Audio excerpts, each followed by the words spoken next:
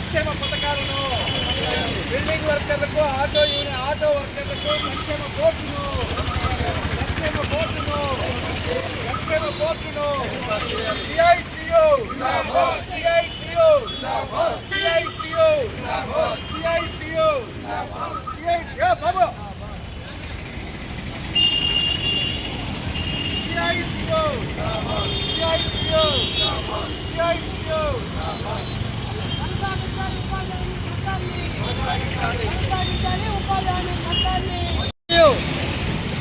అఖిల భారత మహాసభలు విశాఖపట్నంలో జరుగుతున్న సందర్భంగా తిరుపతి జిల్లాలో వాడవాడల ప్రచారం జరుగుతూ ఉంది. అందులో భాగంగా తిరుపతిలో స్కూటర్ ర్యాలీ జరుగుతూ ఉంది.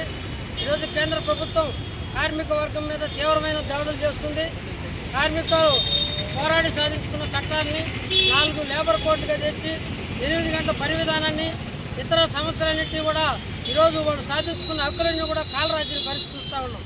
రెండోది, గ్రామాల్లో ఈరోజు మహాత్మా గాంధీ గ్రామీణ హామీ పథకాన్ని పూర్తిగా నిర్వీర్యం చేసే పద్ధతుల్లో ఈరోజు జీరామ్జీ పథకాన్ని తీసుకొచ్చి వాళ్ళు ఏదో 125 రోజులు పెంచామని చెప్తూ ఆ పథకాన్ని పూర్తిగా నిర్వీర్యం చేశారు.